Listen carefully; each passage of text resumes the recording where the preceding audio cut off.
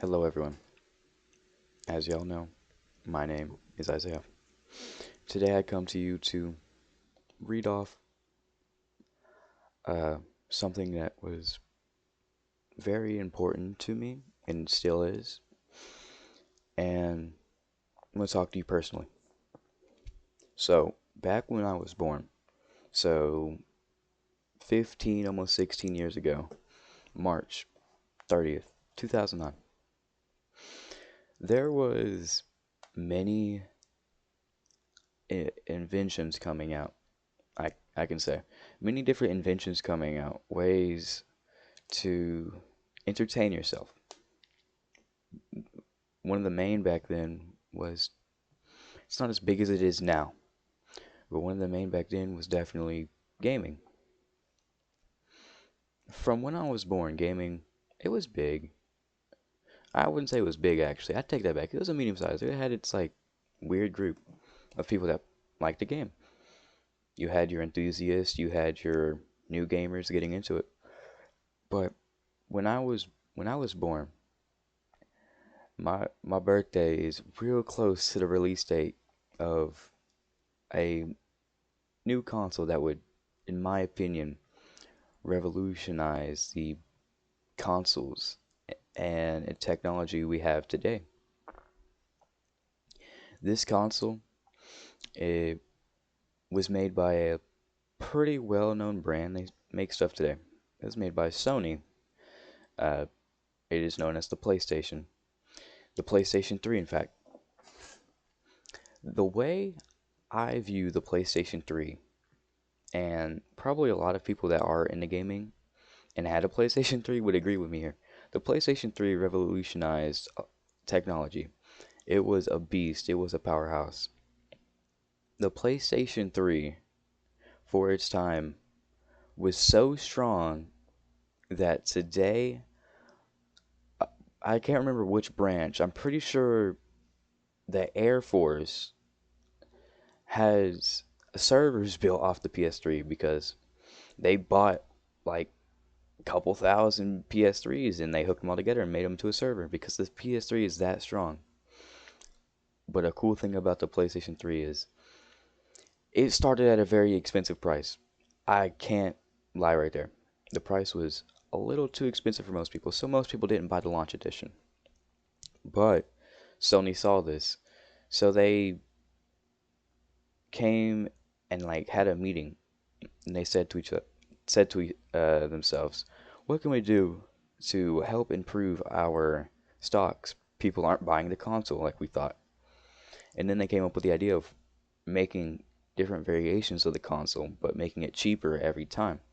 So it went from the $600 price tag it had at launch to 500, 300, and then all the way down to 150. People saw this and they bought the console up because it was so cheap. A good way to get into console gaming. You get it for a Christmas present, birthday present. You can give it to a friend, get them into the game and like, hey, you want to play the game? Yeah, I want to play the game, but I ain't got enough money to buy it. And then they try to convince you to buy it, but it's just too expensive. They might say, well, it's the best right now, but still, no one's buying that $600 price tag unless you're a big gamer.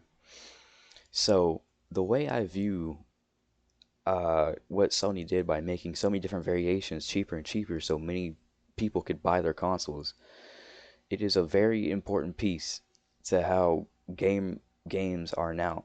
Because without these people getting into the gaming industry when they would, let's say they were around the age of 11 to 20, the average age someone gets into gaming, they're like, they enjoy it. But now, those people that played games on these old consoles around the time I was born, they, there's some of those people that are out there making the games for these consoles and making games that we, the consumer, all of us can enjoy. And that's such a cool piece to think about because that was 15, almost 16 years ago. So people back then are, some of them are making games that we can play. But in my opinion, they wouldn't be making these games if it hadn't been for the PlayStation and what they've done.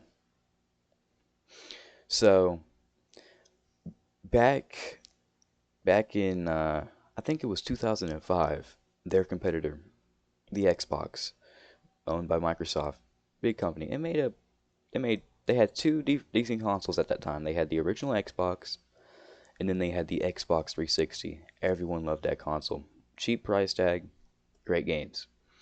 The PlayStation came around 4 years later, 3 years later, or how many years later, and they basically slapped Xbox across the face because their system was more powerful. Sure, it was more expensive on launch, but the most expensive version was the best version. It came with the backwards compatibility, so people that had PS2 games could play that on the PS3. It had the most ports. It didn't have the most storage, but it had a decent amount of storage for the time. But to get the console so cheap, I feel like Sony could have done something a little better. Instead of taking some of these key features away, like they took away the backwards compatibility, took away some of the ports, and um they took away like a lot. That's what I'm trying to say.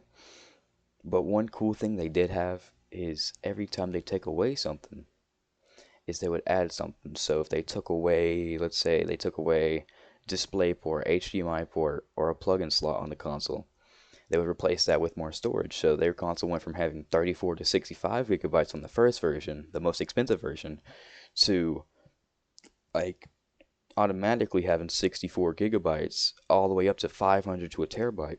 And that's a lot. It really is. So there are some pros and cons. People saw that and they bought the consoles. They bought what they were looking for. And back then, the PlayStation was reviewed like top of its class. Everyone wanted one. And to me, that's pretty cool because I'm a huge gamer. I started with a PlayStation 3, to be honest. No, it wasn't the PlayStation. I started with an old Super Nintendo, but I moved from that to a PlayStation 3. It's one of the best consoles I ever had. I had the cheapest model. I didn't complain. I loved it. I think everyone that had a PlayStation loved it.